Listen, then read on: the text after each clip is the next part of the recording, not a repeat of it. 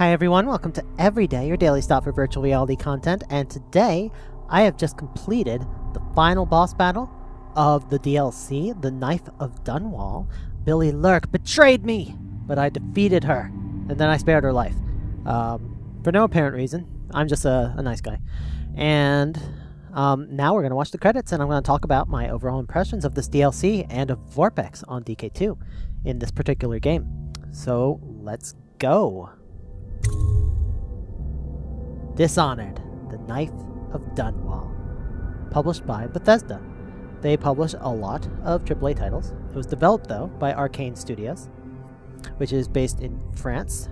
I love these high-quality renders during the credit sequence. They look beautiful, absolutely beautiful. I wish there was an option to render stuff like this in-game, like to take screenshots at that level of quality. That would be awesome. So I could like take my own like super high-quality screenshots. But yeah, I'm pretty sure these are pre-rendered based on the same assets. There's an arc mine obliterating some people. Yeah, I'm pretty sure these are based on like high polygon versions of the same assets, which were originally created, and then they simplified them for the purposes of the game. There are the Overseers. There's the statue of Empress Jasmine Caldwin. Here come all the level artists and architects. Level designers, good job. Good job, all of you. There I am summoning one of my master assassins to take out those dudes. They are surprised. Technical artist, interface artist, animators, audio designer, storytelling, writers. I knew they had writers. There goes Rothwild in his factory. I gotta say that whale room, that just made the whole DLC. Like, I'm not exaggerating, that's like the one big memory I have from this DLC. And seeing it in front of me and how huge it was in DK2 was even more amazing. So Dowd was Michael Madsen, Billy, Christy Wu, Barrister Tim's John Mariano, Tully was Trisha Pierce, Abigail is Catherine Powlick, and then we have a bunch of generic bad guys. City Watch, civilians, thugs.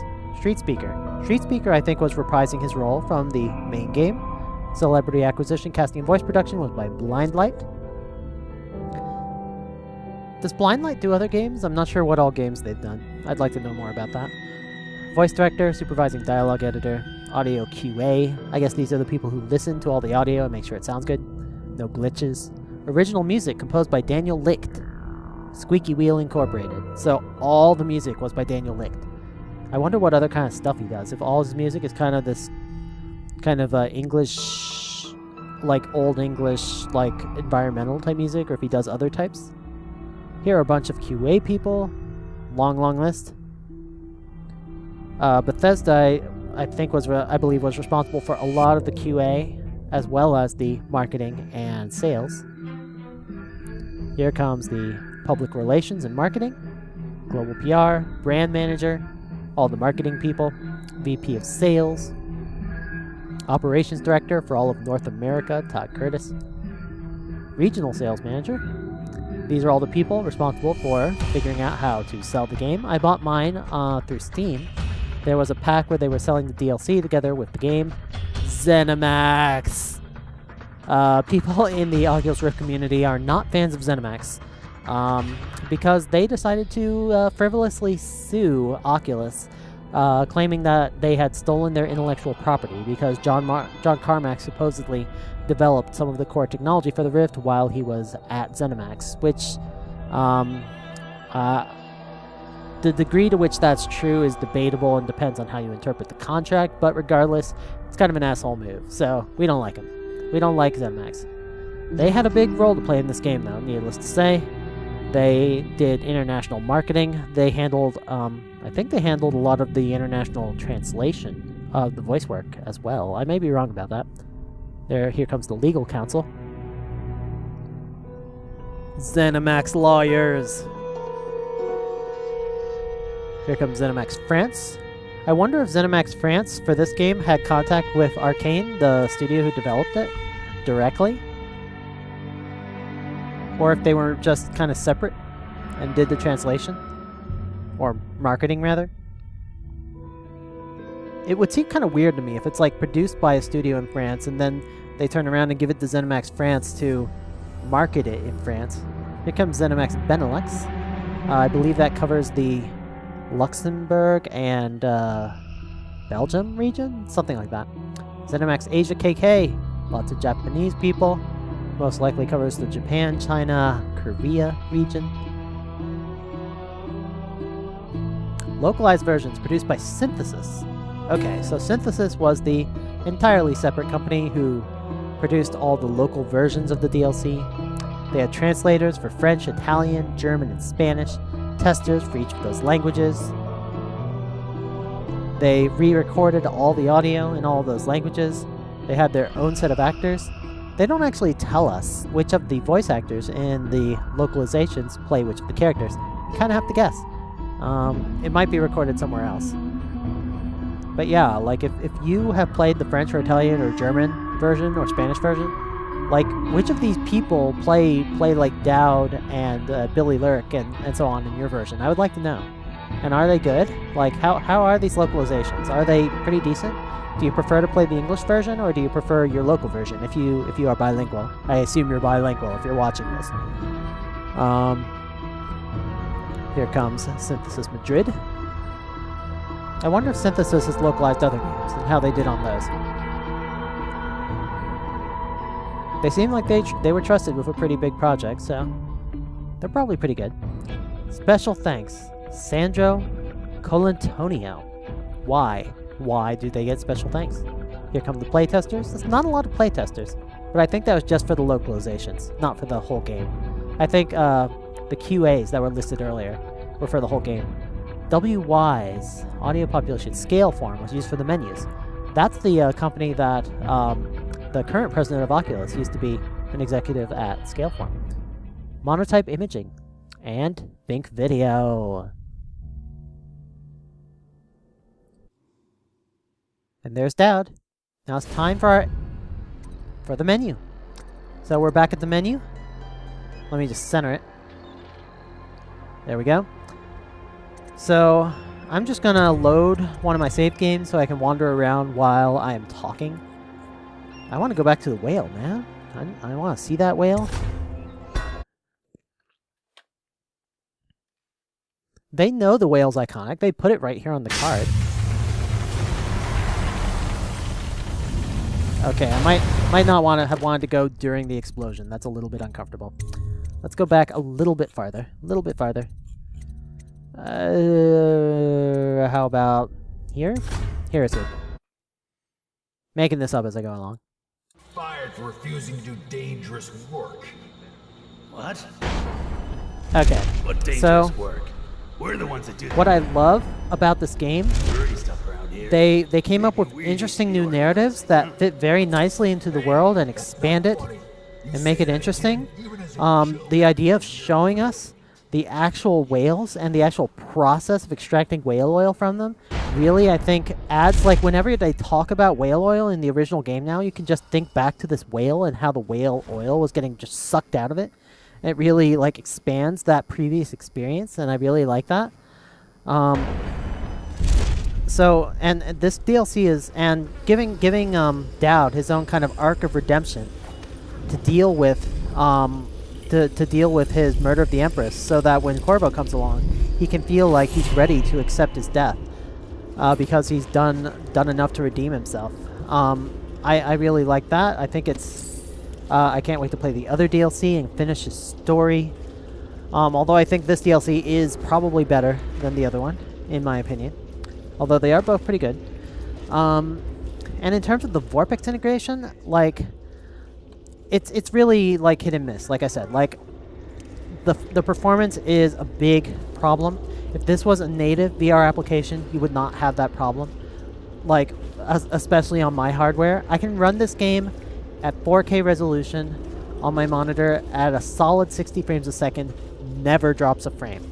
There is no reason, absolutely no reason, that I should be running at 20 frames a second when I'm just running in stereo. That would not happen if this was a native application. It just wouldn't. Even though these are fairly sophisticated graphics, they're pretty modern graphics, but they're also designed to run on machines that were around last year on mid-end machines that came out in 2013. And so I think that it would be on a newer machine, you would be able to run this game in stereo views in 75 frames a second. Certainly if you have a machine like mine. And so I'm hoping that these AAA titles are going to get good VR ports that enable you to have this experience without that huge performance loss you get from a third-party injector like Vorpex. And, you know, Vorpex does the best it can, but it has all these little quirks that just make it just a bit uncomfortable. Just enough to make somebody sick who might not have very good VR resistance or might be new to the platform. Just enough to make it uncomfortable in certain sections when the frame rate really drops super low. And you know, they work hard to support the most popular games. Like they created this custom little mod that gives you the correct FOV when you hit F4. But you know, if this was a native VR app, you would automatically have the right FOV all the time.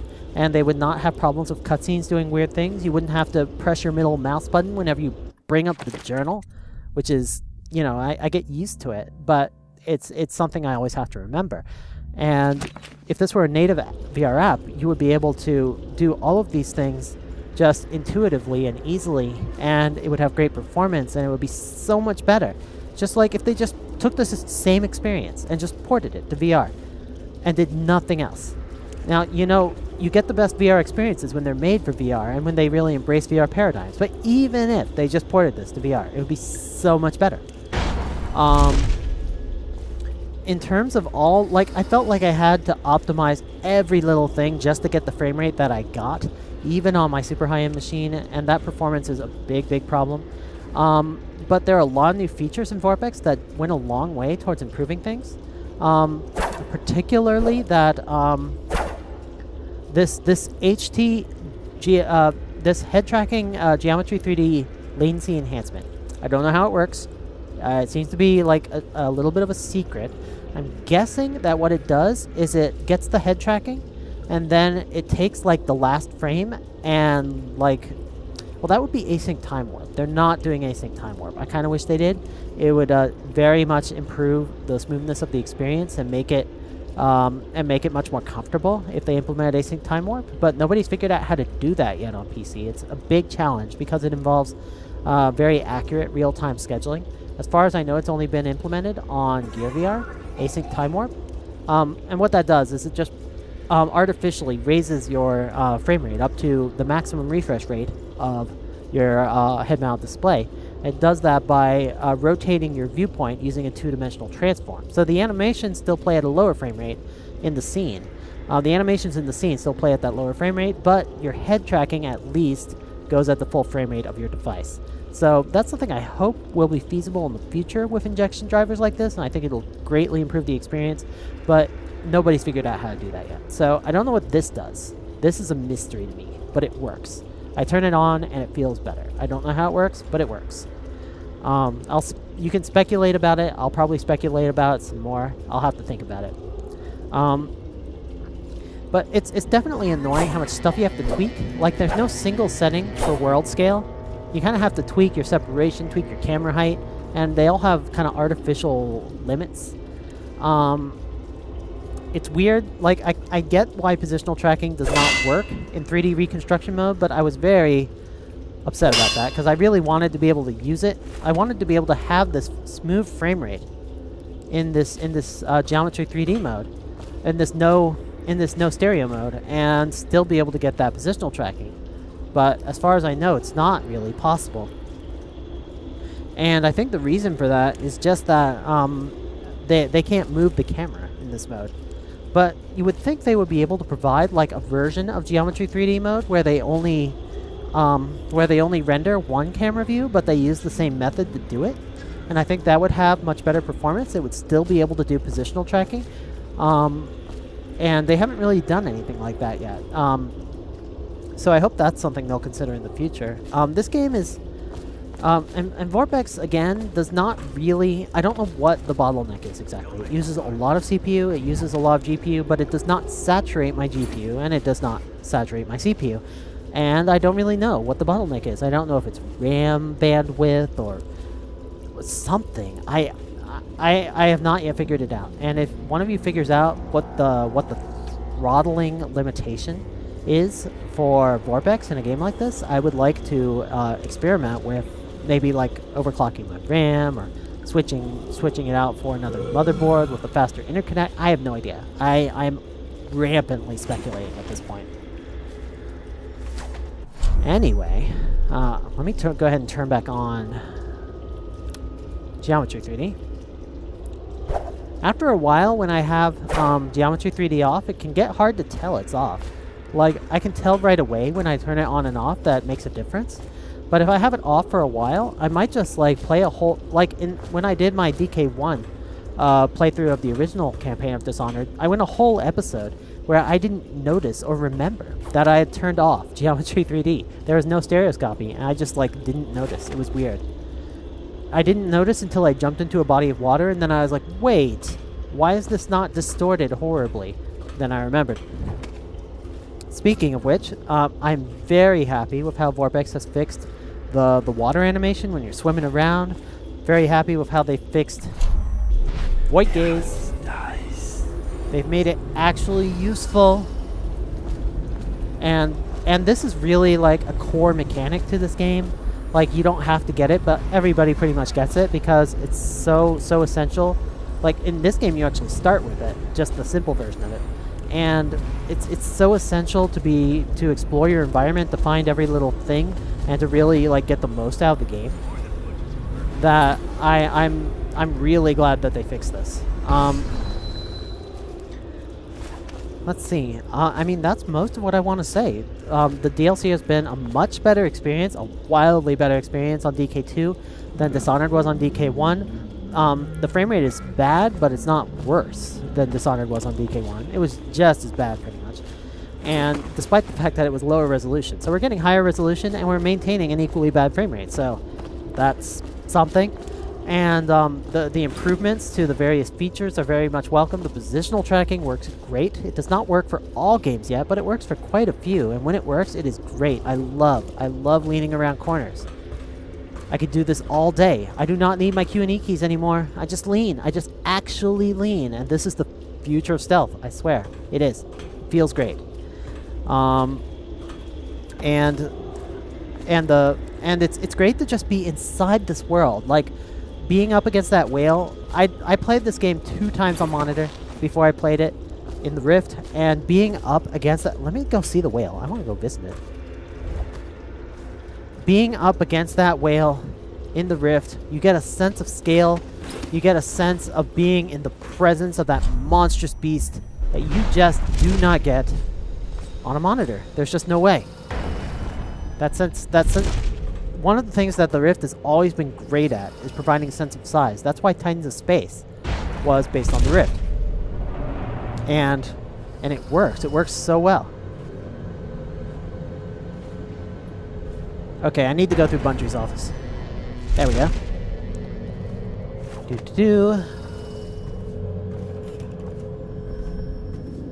Hello, my friend. Look at it. Just look at it. Magnificent. Can I walk on top? I want to find out. Might need to get a bit closer. Whoa! Look at it. Look at its face. Look at its giant mouth. I feel like it's about to devour me. It is amazing. It is amazing. Oopsie. Okay, I might have a little trouble getting up on top. Oh shit. Let's get that rune. Maybe I can get a blink upgrade.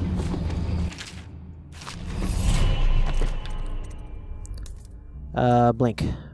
Maybe not. Okay, that's fine. I'm gonna get up there. I want to get on top of the whale. I know I can do it. I've done it before. Just gotta get up high enough. There we go. I'm walking on whales. All right.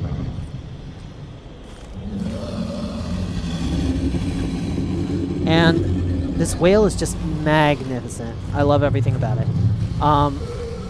And the sense you get on this being on this massive thing, you can feel its suffering. You can look it in the face and be terrified of it while also feeling compassionate for it. It is amazing. It is the highlight of this whole DLC. And the Rift adds so much to this particular experience that I think for this alone, it is really worth it.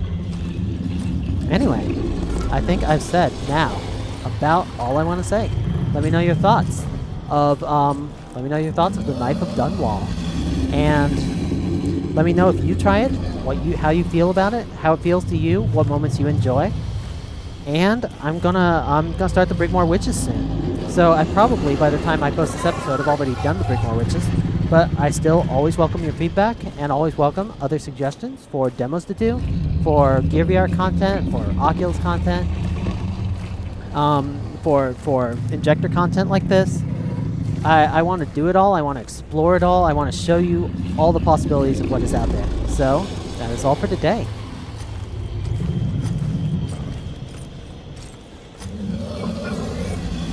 This whale. This whale! The power system in there looks like it will put down that whale in an instant. Traitor!